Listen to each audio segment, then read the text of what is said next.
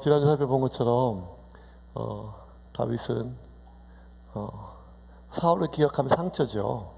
근데 요나단을 기억하면 은혜고 감사이죠. 근데 우리가 어떤 사람을, 한 사람의 삶이 처음부터 끝까지 다 악인이고 처음부터 끝까지 다 선인일 수는 없죠. 한 사람 안에 그게 다 들어가 있는 것이죠. 단적인 예로 머비보셋 안에 사울의 흔적과 요나단의 흔적이 다 있고, 머비보셋은 말 그대로 사울의 손자이자 요나단의 아들입니다. 우리가 그와 같이 살 때 계속해서 누구 한 사람과 살 때 그와 나와의 관계 속에서 사울의 기억만을 자꾸만 올라온다면 우리는 그 삶이 참 불행해질 수밖에 없습니다. 그것이 가족이든 그 직장 상사든 아니면 공동체든 친구든 무엇이든지 간에 그렇다고 위험하고 악한 사람을 우리가 끝까지 계속해서 그를 요나단의 장부만 기억하고 사울의 장부를 무시하고 계속 가까이 하라 이런 뜻이 아니라 우리가 삶에 함께 해야 될 사람들이 있거든요. 함께 해야 될 사람. 근데 어쩌면 함께 해야 될 사람보다 함께 할 수밖에 없는 사람. 그 함께 할 수밖에 없는 사람들과의 삶. 같은 오랜 한 해를 같이 하는 그러한 배 안에 있는 사람들과의 관계 속에서 결국 우리의 삶 가운데 하나님 나라의 은혜를 여느냐 아니면 닫느냐는 내게 주어진 머비보셋을 어떻게 처리하는가에 따라 달라지는 것. 결국 다윗은 머비보셋을 사울의 기억을 좀 묻고 요나단의 기억을 그 장부를 되살라 그를 자신의 집으로 자신의 식탁으로 부르고 함께하기를 결정을 하였습니다. 그러할 때 다윗의 마음에는 내가 그래 한번 접어준다, 내가 꼭 참아준다, 사울 내가 용서해준다 이런 마음보다 사실 더 큰 거는 요나단에 대한 빚진 마음이었어요. 요나단은 목숨을 몇 번이나 비쳤거든요. 그럼에도 불구하고 요나단이 죽고 난 뒤에 지금 다윗이 머비보셋을 불렀을 때는 거의 한 17, 18년 정도 19년 정도 지났을 때예요. 18년 정도. 그 꽤 긴 세월 동안 다윗에게는 사실 뭐가 처리해야 될 게 많았어요. 사울은 죽었지만 죽은 사울의 잔재들이 많았거든요. 북이스라엘, 베냐민 지파, 주변에 또 블레셋, 모압, 암몬, 에돔, 내부적, 외부적 많은 것들이 지금 처리해야 될 것들이 많았기 때문에 어쩌면 요나단의 자식이 있었다는 사실을 생판 모르지는 않았을 것이고, 그럼에도 불구하고 그것을 그냥 어쨌든 뒤로 미룰 수밖에 없었던 상황이 있죠. 그렇게 늘 미안한 마음, 빚진 마음에서 이제 머비보셋을 지금 부르니까 다윗에게는 참 무거운 짐을 좀 벗는 일이었어요. 가벼운 일이었고 기쁜 일이었어요. 이제는 내가 요나단한테 졌던 그 빚을 조금이라도 그 무거운 짐을 벗을 수 있겠구나 하는 그 마음에서 다윗은 머비보셋을 불러서 자기 집에 데려오는 것이 참 기쁘고 감사한 일이었어요. 저놈이 언제 나를 죽이지 않을까 이런 두려움이 아니라 기쁘고 감사하는 마음이었어요. 홀가분한 마음이었죠. 그래서 그렇게 머비보셋을 불렀는데 머비보셋의 태도가 바울이 참 속상했어요. 왜 속상했는가 하면 바울은 기쁜 마음이었거든요. 오히려 빚진 요나단의 아들을 거두는 것이 정말 감사하고, 어떻게 살아있는지 죽었는지 몰랐는데 그가 살아있다는 말 자체도 참 감사하고 기쁜 마음으로 밥 불러서 잔치를 배설을 했는데, 그 앞에 있는 달려왔던, 아니 정확하게 표현하면 잡혀왔던 머비보셋은 두려움에 벌벌 떨면서 왔거든요. 진짜 그냥 심장이 그냥 콩닥콩닥 뛰면서 내가 어떻게 지금 다윗의 말 한마디에 따라서 자기가 죽을지 살지 모르는 상황이었어요. 어쩌면 다윗이 이스라엘의 왕이 되었을 때, 유다의 왕이고 이스라엘 통일 이스라엘의 왕이 되었을 때, 그리고 15년, 16년, 17년 계속 가면서 왜 다윗이 나를 살려두지 뭐 이런 여러 가지 많은 생각들 속에 조마조마했었는데, 다윗이 부른다고 했을 때 얼마나 두려움이 많았겠습니까? 벌벌 떨고 눈도 못 마주치죠. 눈도 못 마주치고, 또 무비보셋은 장애를 가지고 있었거든요. 그리고 무비보셋이라고 하는 이름 자체가 부끄러움을 해치는 자, 그러니까 수치가 가득한 자라는 뜻, 그런 뜻이에요. 난 수치다, 그런 거, 수치. 존재 자체가 수치라는 거예요. 그러니 이 지난 수십 년 동안 무비보셋이 어떻게 살았을지는 뻔해 보이는데, 지금 눈앞에 있는 무비보셋이 두려움에 벌벌 떨고 주눅이 들고 눈도 못 맞추고, 마치 학대받는 아이가 이렇게 구출되었을 때, 아니면 막 진짜 길거리에 막 발에 치고 막 학대받는 그런 유기견이나 고양이가 따뜻한 사람의 스푼에 이렇게 왔을 때 우유를 주고 뭘 이렇게 품어주어도 벌벌 떨고 눈도 못 맞추고 이런 것처럼, 지금 이 무비보셋이 그런 거예요. 그러니까 너무 다윗이 속상한 거예요. 자기는 지금 죽이려고 그런 거 아니고 은혜를 갚으려고, 마음의 짐을 벗으려고, 아들로 삼아주려고, 꽃이라 부르려고 그렇게 불렀는데, 무비보셋은 그게 아니라 두려움에 벌벌 떠는 그 모습 자체가 다윗이 너무 안타까운 것이었어요. 마치 뭐가 생각났는가 하면 길거리에 막 매맞는 한 마리의 개처럼. 더군다나 무비보셋이 다윗에게 했던 첫 마디가 너무 가슴이 아팠어요. 그게 8절에서, 8절 한번 볼까요? 8절 말씀 같이 보겠습니다. 그가 절하여 이르되 이 종이 무엇이기에 왕께서 죽은 개 같은 나를 돌아보시나이까 하니라. 그가 절하여 이르되, 첫 마디가 이 종이 무엇이기에 왕께서 죽은 개 같은 나를 돌아보시나이까.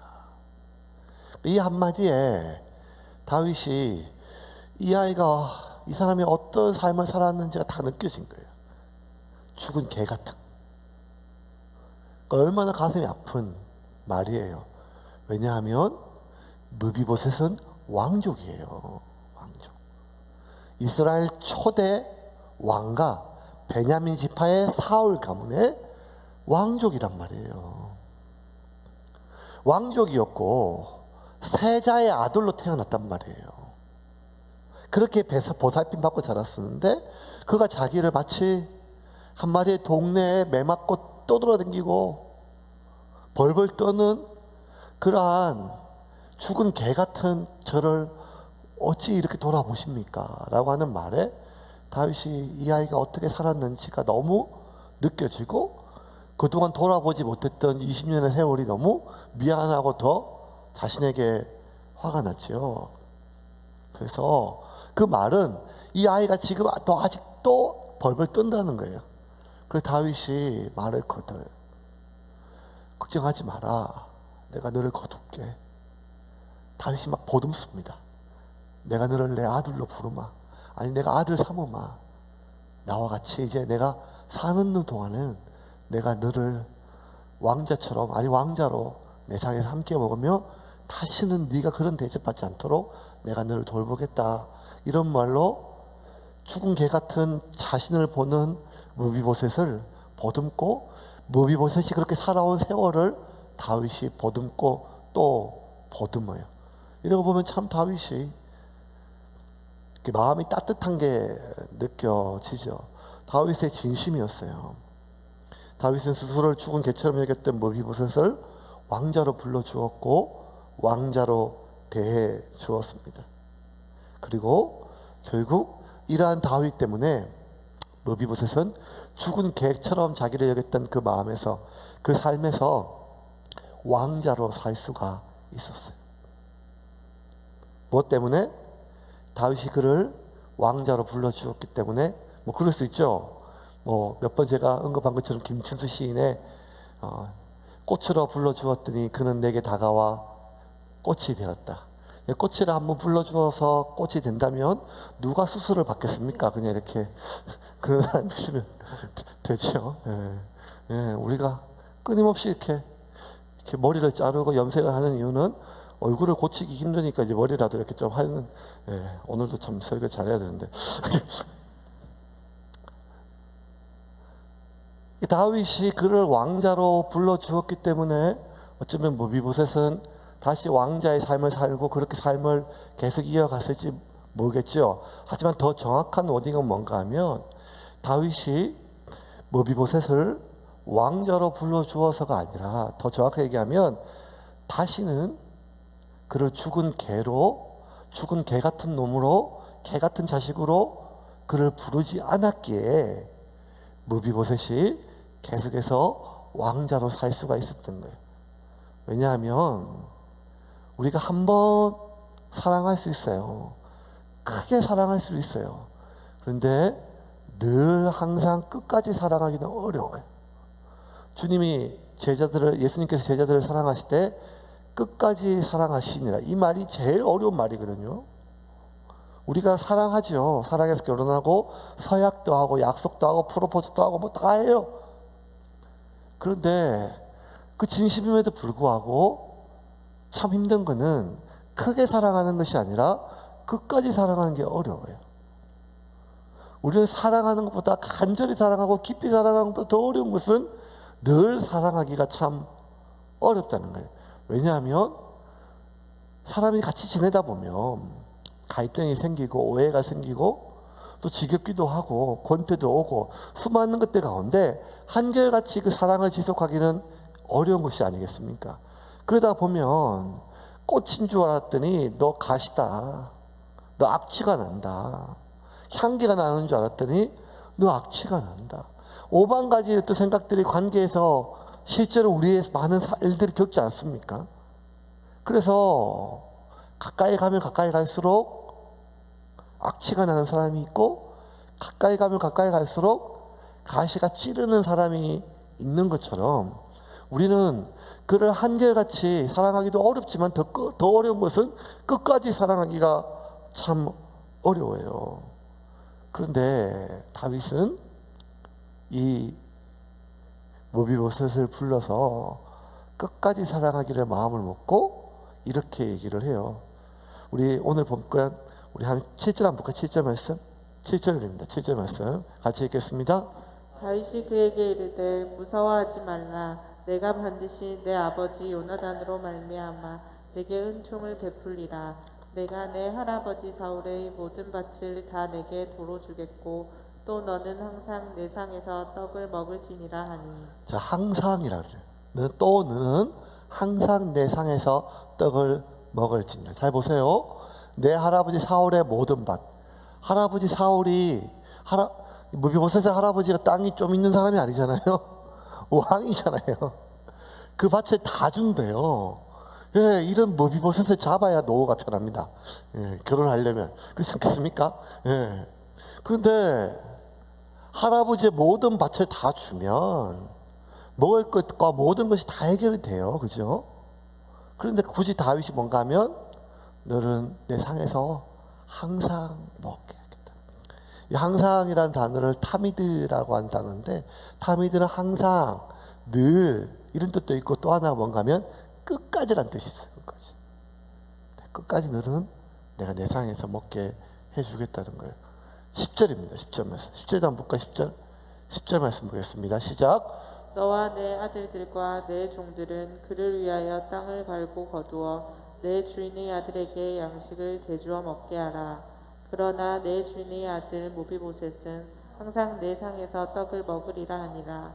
시바는 아들이 15명이요 종이 20명이라. 자, 뭐라고 하면 이제 사울 가문에 한 종 사람이 누가 있는가 보고 시바라고 하는 종이 있어요. 그 종에게 이 무비보셋의 모든 제사를 관리하게 해요. 농사를 짓게 해요. 그럼 뭐라고 하면 그를 위하여 땅을 갈고 거두어 내 주인의 아들에게 양식을 대주어 먹게 하라. 그죠? 그러면 이제 시바가 무비보셋을 먹여야 되잖아요. 그러면서 뭔가 하면 그렇게 해놓고 하지만 밥은 내가 주겠다는 내 상에서. 그리고 그 뒤에 더 웃긴 게 뭔가 하면 시바는 아들이 15명이요 종이 20명이라. 실컷 농사 지어가지고 지 아들 먹이고 사면 다 그 정도로. 그러니까 뭐라고 하면 항상 그 종에게도 뭐라고 다시 한번 당부를 해요. 지금 네가 이제 앞으로 섬길 이 주인은 장애를 가지고 있고 모든 것이 어려우니까 네가 그 모든 관리해 주라. 먹을 거 다 대주라. 하지만 너의 주인 머비보셋은 항상 내 상에서 먹을 것이다. 마지막 구절 한번 볼까요? 16절, 13절입니다. 같이 보겠습니다. 시작. 무비보셋이 항상 왕의 상에서 먹음으로 예루살렘에 사니라. 그는 두 발을 다 절더라. 자, 그런 두 발을 다 절더라. 이 표현이 뭔가 하면 사실 왕이 될 수 없는 사람이 장애를 입은 사람이에요. 제사장이 될 수 없는, 대제사장이 될 수 없는 사람이 장애를 입은 것처럼 그 당시에 또 하나 왕과 겸상하기가 어려워요. 법도에 따르면. 그런데 친히 다윗은 머비보셋을 자신의 상으로 불러서 그 흠이 있는 자예요. 육체에도 흠이 있고 출신 가문에도 흠이 있어요. 근데 그를 불러서 끝까지 왕자로 대해줬다는 거예요. 근데 이 13절은 조금 여러 가지 복수는 의미가 있는 것 같아요. 무슨 말인가 하면 다윗이 아무리 그를 왕자로 대하고 왕자로 부르고 왕자처럼 그렇게 왕자 중 하나로 대해도 결국 그는 두 다리를 다 절었어요. 치명적 약점을 가지고 있는 그 인간의 연약한 한계를 벗어나기는 어렵다는 거예요. 그럼에도 불구하고 다윗은 사울의 흔적을 가지고 있는 머비보셋을 불러서 자신의 꽃이라 불러주고 왕자라 부르고 왕자처럼 대했어요. 어떻게? 끝까지 항상 늘. 이 머비보셋이 어떻게 변했을까요? 세월이 한참 흘렀어요. 사무엘상을 하를 다 읽어보면 머비보셋이 이제 사라지고 이제 누가 나오는가 하면 다윗의 친아들 압살롬이 아버지를 배반하는 장면이 나와요. 그리고 아버지가 압살롬에 의해서 쫓겨나요. 그러니까 이제 이 아버지는 가장 믿었던 아들에게 배신을 당하고 더 기가 막힌 것은 아들이 남은 모든 아들을 다 죽여버려요. 비극 중에 비극이고 천륜을 다 버린 폐륜이죠. 가슴이 얼마나 찢어지겠습니까? 더 기가 막힌 것은 그 아들에 의해서 다윗이 쫓겨나요. 궁에서 쫓겨나고 쫓겨나기 스스로 피난길을 가요. 피난길을 떠나면서 사울이 다윗이 너무너무 가슴이 아팠어요. 왜냐하면 이게 작년에 자기가 사울 왕에 쫓기면서 수십 년을 그렇게 20년을 다니고 블레셋의 왕 아기스의 개처럼 행태하면서 그 온갖 서름을 당했는데 이걸 또 하는 거예요. 이거를. 그러니까 이 다윗의 왕의 마음이 너무너무 찢어지고 아파요. 하지만 온 백성이 막 울어요. 울고 다윗은 궁을 비우고 떠나가는 때 신하들이 다 도열을 하고 온 백성이 임금을 울면서 어디를 가십니까? 어디를 가십니까? 다 울어요. 왕도 울고 신하도 울고 그리고 백성들이 다 우는 그런 거예요. 그럴 때 이 머비보셋의 종 시바가 다윗에게 은혜를 갚아요. 그 의리가 있는 놈 같아요. 보니까. 왜냐하면 벌써 어떤 놈들은 벌써 정권이 바뀐 걸 보고 압살롬한테 붙었는데 시바는 그게 아니라 원래 여러분 청와대 오는 사람한테 잘해 보이지 나가는 사람한테 잘하는 사람은 없거든요. 근데 지금 청와대를 나가는 사람한테 잘한다는 것은 앞으로 청와대에 들어올 사람한테 미움을 받기는 일이잖아요. 그런데 시바가 그 일을 해요. 가는 길에 자신의 많은 것들을 가지고 와가지고 왕의 행궁에 필요한 것들을 대요. 16장 1절과 2절입니다. 같이 보겠습니다. 시작. 다윗이 마루턱을 조금 지나니 무비보셋의 종 시바가 한장 지은 두 나귀에 떡 200개와 건포도 100송이와 여름과일 100개와 포도주 한 가죽 부대를 싣고 다윗을 맞는지라.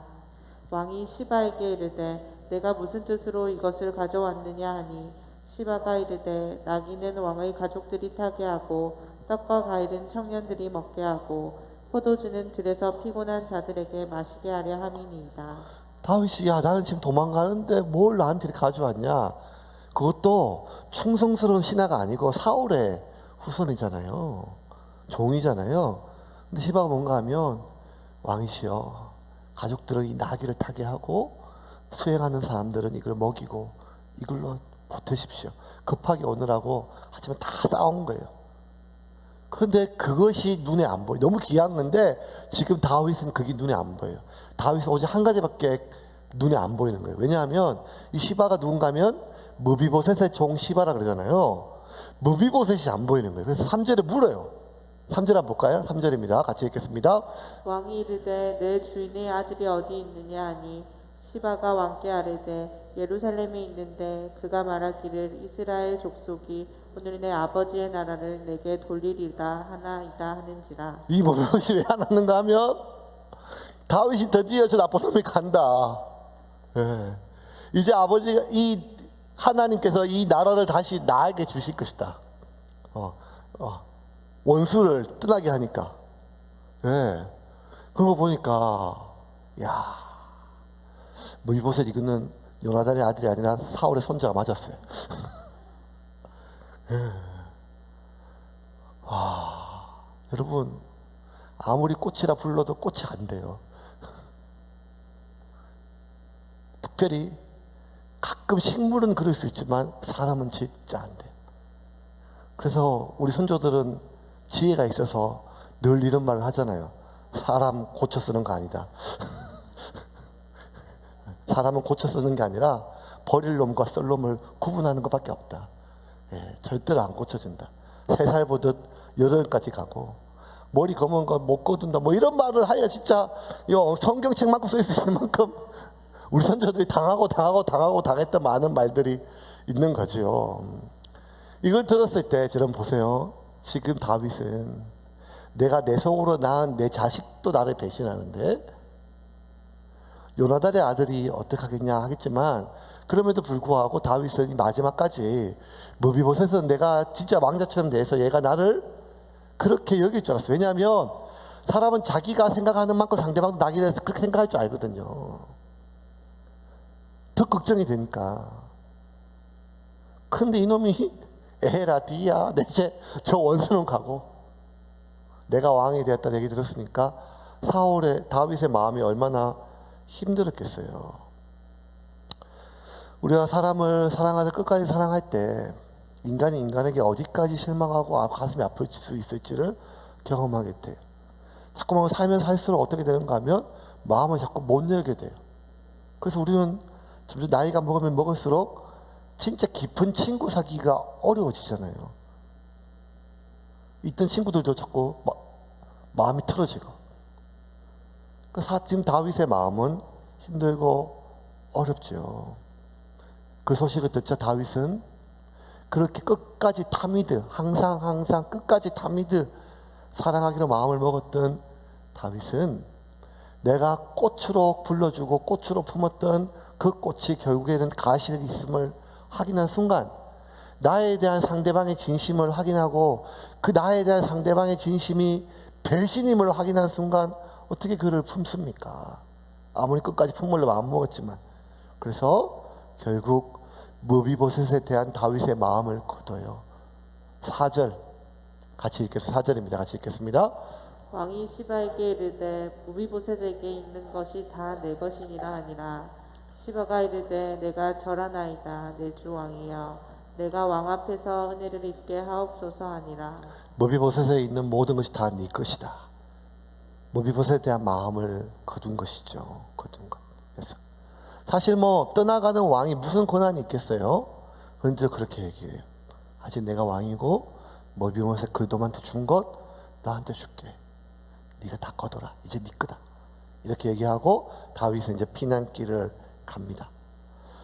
아무리 꽃이라 불러도 꽃이 될 수 없음을 깨닫고 이제 다윗의 마음이 이제 여러 가지 마음이 들겠죠. 아들에게 배신당하고 아들을 다 죽임당하고 다시 자기가 기억하기 싫었던 과거의 삶으로 돌아가고 쫓겨다니게 되고 서름을 당하고 많은 사람들의 배신을 당하는 이 상황 속에서 다윗이 느끼는 것은 서글픔과 결국 고독함. 인생은 결국 나밖에 없구나. 내 속으로 낳은 자식조차도 나밖에 없구나.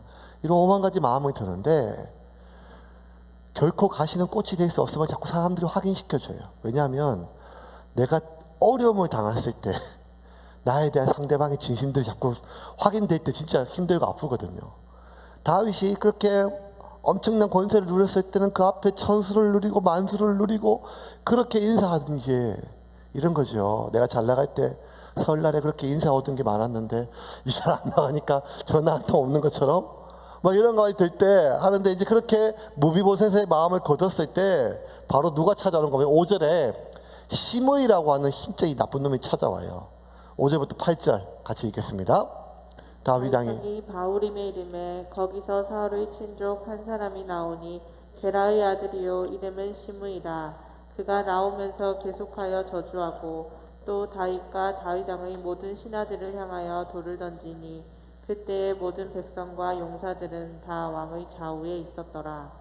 시므이가 저주하는 가운데 이와 같이 말하니라. 피를 흘린 자여 사악한 자여 가거라 가거라. 사울의 족속의 모든 피를 여호와께서 내게로 돌리셨도다. 그를 이어서 내가 왕이 되었으나 여호와께서 나라를 내 아들 압살롬의 손에 넘기셨도다. 보라, 너는 피를 흘린 자이므로 화를 자초하였느니라 하는지라. 자, 사울 가문에 시므이라고 하는 사람이요, 끝까지 쫓아와가지고 막 죄를 뿌리고 막 저주를 하는 거예요. 근데 이것도 되게 용감한 행동. 왜냐하면 지금 아직 다윗이 도망가는 왕이지만 왕이기 때문에 군사들이 있었거든요. 호위하는 군사. 그리고 호위하는 군사들이 다윗에게 얘기합니다. 저 죽은 개 같은 놈 저희가 다 잘라버릴까, 죽여버릴까요? 다윗이 말리거든요. 그러니까 지금 목숨 걸고 한다는 건 뭔가 막 악에 바쳤다는 거예요. 지금 사울이 죽고 한 17년 18년 동안 자신의 베냐민 지파와 자신의 가문 모든 것들이 권세를 잃고 주류에서 비주류로 밀려나면서 그 서러움과 분노와 뭐 이런 것들이 계속되면서 그 악에 바쳤던 것이 폭발해가지고 다윗에게 대해서 막 얘기했을 때 그 가시들 다 찌르는 거예요. 왜냐하면 저것들 이미 이 사울 왕의 잔재들, 그리고 언제든지 반란을 일으킬 수 있는 놈들에 대해서 다윗 왕의 참모들, 다윗의 참모들이 다 제거하자고 끊임없이 주청을 드렸거든요. 저거 제거해야 됩니다. 제거해야 됩니다. 제거해야 됩니다. 그래도 다윗은 그들에게 은혜를 베풀었단 말이에요.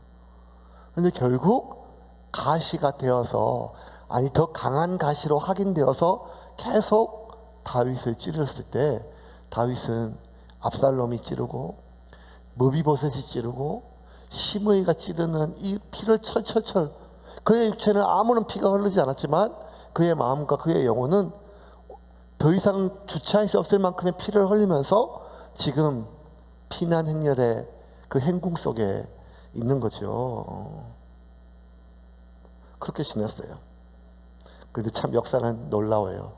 순식간에 상황이 반전됐어요. 그리고 압살롬은 죽임을 당했어요.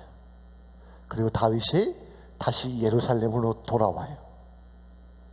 누가 제일 겁이 났을까요? 시므이 아니겠어요? 시므이 볼까요? 19장 15절 16절 같이 읽겠습니다. 왕이 돌아와 요단의 이름에 유다 족속이 왕을 맞아 요단을 건너가게 하려고 길갈로 오니라.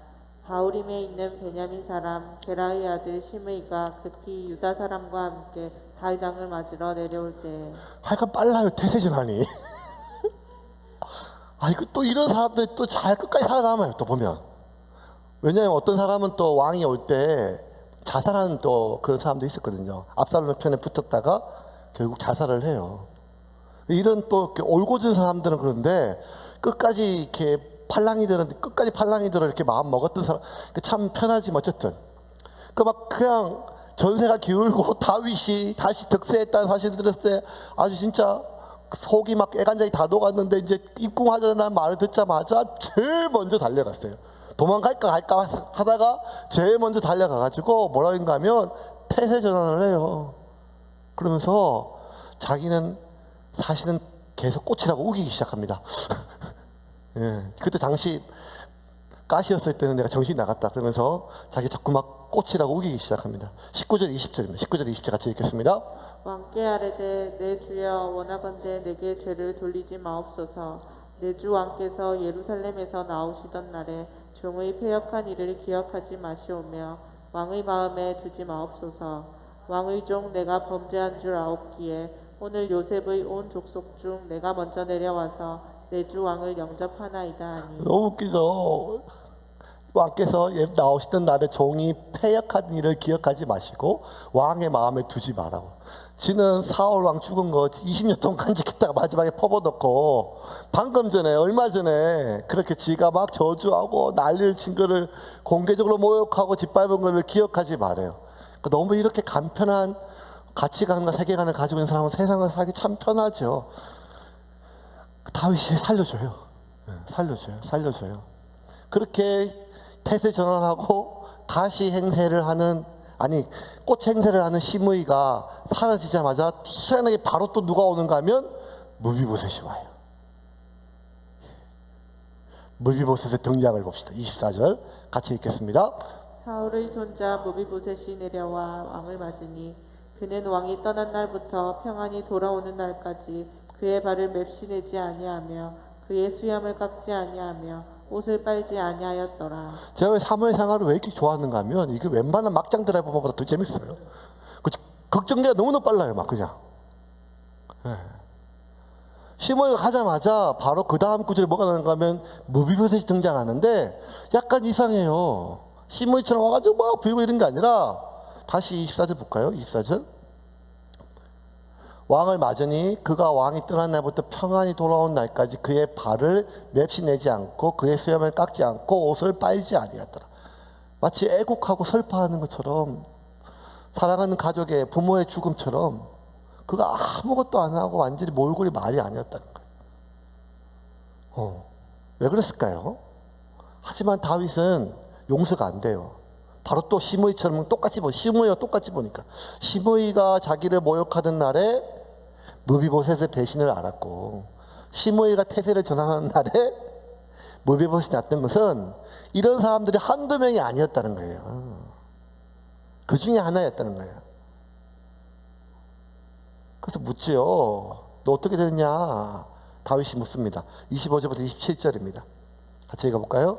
예루살렘에서 와서 왕을 맺을 때에 왕이 그에게 물어 이르되 무비보셋이여 내가 어찌하여 나와 함께 가지 아니하였더냐 하니 대답하되 내 주 왕이여 왕의 종인 나는 다리를 절므로 내 나귀에 안장을 지어 그 위에 타고 왕과 함께 가려 하였더니 내 종이 나를 속이고 종인 나를 내 주 왕께 모함하였나이다.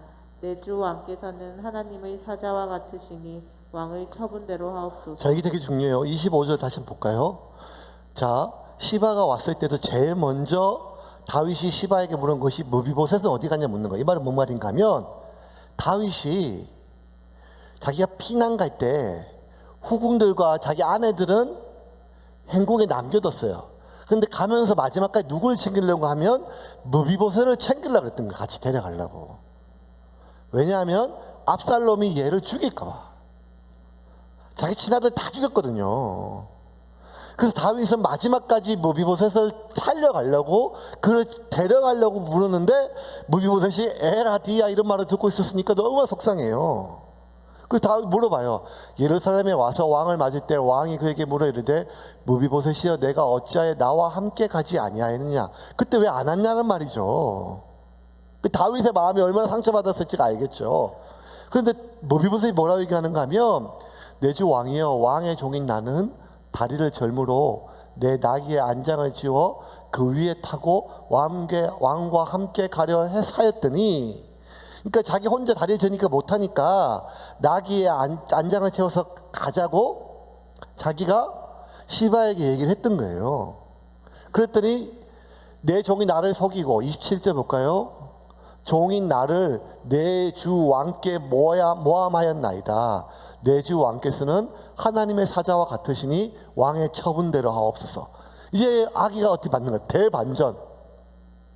그 음식, 포도주, 빵, 이거는 무비보셋이 챙긴 거예요. 왕의 피난행 길에 내 아버지가 지금 저렇게 당해서 가니까 먹이려고, 뭘 보태려고 지가 있는 거 다 모아가지고 해서 자기 종 시바에게 빨리 가라, 아버지 갈 때 같이 가자 하고 했는데 그냥 다리를 절고 지 마음대로 하니까 놔두고 시바가 지가 다 가져가서 이 다윗의 마음을 산 거죠. 그걸 다윗이 알게 되었어요. 자, 그러면 지금 시바의 증언과 무비보셋의 증언이 서로 충돌해요. 다윗은 누구의 말을 들었을까요? 예, 설교하다가 막 이런 질문을 하고 제 생각에는 지금 무비보셋 여러 가지 보고 성경을 알고 봤을 때 다윗의 마음에 무비보셋의 말에 받아들인 것 같아요.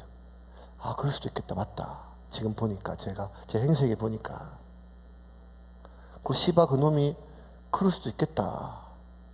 근데 문제는 다윗이 더 이상 누군가를 받아들일 힘이 없어요. 사랑하는 아들에게조차, 믿었던 수많은 신하들에게조차 배신, 저주, 그 모든 것들 반복적으로 당하고, 이제 비록 왕을 왔지만 지금 가장 슬픈 건 뭔가 하면, 다윗의 마음에 슬픈 것은 자기 아들 압살롬이 죽은 거예요. 죽이지 말고 살려오라고 했는데 요압이 그냥 죽여버렸거든요. 그 자기를 배신했던 아들이지만 그 아들의 죽음을 애곡하고 슬퍼하고 오는데, 이제 누군가를 지금 받아들일 그 마음이 도저히 안 되는 거예요. 그래서 다윗이 무비보셋을 내쳐요. 28절과 29절 같이 읽겠습니다. 28절과 29절. 내 아버지의 온 집이 내 주 왕 앞에서는 다만 죽을 사람이 되지 아니하였나이까. 그러나 종을 왕의 상에서 음식 먹는 자 가운데에 두셨사오니 내게 아직 무슨 공의가 있어서 다시 왕께 부르짖을 수 있사오리까 하니라. 왕이 그에게 이르되 내가 어찌하여 또 내 일을 말하느냐. 내가 이르노니 너는 시바와 밭을 나누라 하니. 자, 내 아버지의 온 집이 내 주 왕에서 다만 죽을 사람이 되지 아니하였나이까.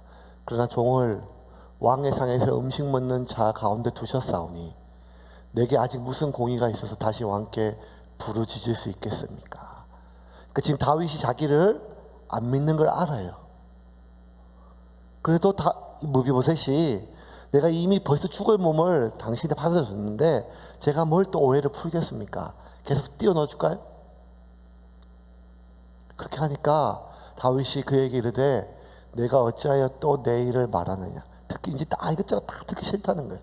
그냥 너하고 시바하고 밭을 반반 나누라. 이 말은 뭔가 하면 이제 내 궁으로는 들어오지 말라는 거예요. 이제 말씀을 좀 나누겠습니다. 이 이야기의 끝이 어떻게 됐을까요? 안타깝게도 대본은 여기까지가 끝입니다. 이후로 무비보셋은 등장하지 않아요. 다시 다윗이 나중에 여러 가지 마음이 다 회복이 되고 무비보셋을 다시 불러들었는지, 그와 같이 식사를 한 끼 했는지 그거 언급되지 않습니다. 다윗에게는 무비보셋은 그냥 가시로 남았을 가능성이 많아요. 왜냐하면 사랑하는 아들에게조차 배신을 당했으니 속을 알 수 없는 무비보셋을 자신의 식탁 안에 두기는 어려웠을 수도 있거든요. 무비보셋의 마지막 결론은 한 절입니다. 이 이야기를 들었을 때 무비보셋은 이 왕이 나를 믿지 못하는구나. 나는 진심이었는데. 그러고 나서 무비보셋이 이렇게 이야기를 합니다. 30절입니다. 제가 읽을게요. 무비보셋이 왕께 아뢰되 내 주 왕께서 평안히 왕궁에 돌아오시게 되었으니 그로 그 전부를 차지하게 하옵소서 하니라. 아니 그렇게 안 하셔도 됩니다. 왕이 평안히 이렇게 왕궁에 돌아온 것만 봐도 그렇게 됐습니다. 그냥 시바가 그거 다 가지도록 하십시오. 이거 서운해서 하는 말이 아니에요. 이게 무비보셋의 진심이라는 거예요. 왜냐하면 무비보셋은 진짜 진심으로 죽은 개 같은 나를 왕후의 식탁에 불러주어 원수의 자식인 나를 아들처럼 대하고 왕자처럼 불러주고 그렇게 밥을 먹어준 사람이 다윗밖에 없었다는 거예요. 왜냐하면 정권이 바뀌었으니까 다 눈치를 본 거 아니겠어요. 이렇게 자신의 왕가의 가문에 임금했던 사울 왕의 죽음을 설파한 것처럼 화를 냈던 시므이조차도 다윗 왕이 왕성했을 때는 무비보셋을 섬기지 않았거든요. 누구 아나? 그런데 진짜 죽은 개 같은 나를 처음으로 사람처럼 대한 게 아니라 아들처럼 대하고 왕자처럼 대해준 그 다윗에 대해서 무비보셋을 잊지를 못하고 감사하고, 그 아버지 왕이, 내 아버지 요나단은 죽었고 내 할아버지 사울도 죽었지만 내 진짜 친아버지보다 나를 아들로 대했던 그 아버지 다윗이 그렇게 쫓겨다녔을 때 자신의 모든 다리가 잘린 것보다 더 슬픈 마음으로 그렇게 기다렸고, 그 아버지가 편안히 왕궁으로 돌아온 것만으로도 자기는 됐다는 거예요. 다윗의 마음에 무비보셋이 꽃으로 남았는지 가시로 남았는지 잘 모르겠어요. 그거 어떻게 알겠어요? 근데 한 가지 확실한 건 뭔가 하면 무비보셋에게 다윗은 꽃으로 남았다는 거예요. 마지막까지 자기를 품지 못했던 사람인데, 마지막까지 품지 못했던 사람인데도 불구하고 무비보셋의 마음에 다윗은 꽃으로 남았어요. 그리고 미워하는 마음 없이, 증오하는 마음 없이 왕자로 죽을 수 있었겠죠. 왜냐하면 왕자는 왕의 아들인데 다윗을 아버지로 생각하니까 자기는 왕자가 아니었겠어요? 그러므로 무비보셋은 왕자처럼 좋은 집에서 죽지를 못했을 수도 있고, 왕자처럼 많은 사람들의 애도 속에 죽지 못했을 수도 있지만, 그는 죽으면서도 자신의 다윗을 자신의 아버지로 여겼다면 그런 왕자로 죽을 수가 있는 것이었죠.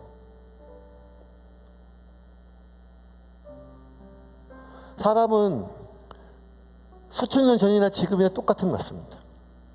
우리가 아무리 가시로 꽃이라 불러도 결코 꽃이 될 수 없는 사람, 꽃인 줄 알았던데 어느새 보니까 그 사람의 진심은 가시임이 확인되었을 때 더 아픈 이 수많은 상황 속에 결국 우리가 할 수 있는 것은, 사람은 고쳐 쓰는 게 아니고 가시는 결코 꽃이 될 수 없으니까 그 예수님처럼 7번씩 7번 용서하는 것 말고, 우리가 계속 끝까지 품어주는 것 말고 참아주는 것 말고는 할 수 있는 것이 없는 거냐?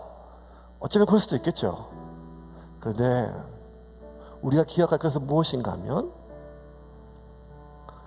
이렇게 자기를 배신할 줄을 알고도 끝까지 하나님은 우리를 꽃으로 부르신다는 거예요. 이게 너희는 택하신 족속이요 왕같은 제사장이고 거룩한 나라라고 우리를 부르셨을 때, 하나님이 우리를 하나님의 자녀로 부르셨을 때는 우리가 예수를 믿어 예수의 피로 거룩해졌을 때가 아니라, 우리가 아직 죄인 되었을 때 죄인들을 위하여 자기 아들을 십자가에 못 박아 죽으심으로 죄인들을 향한 우리들에 대한 하나님의 사랑을 확증하셨어요.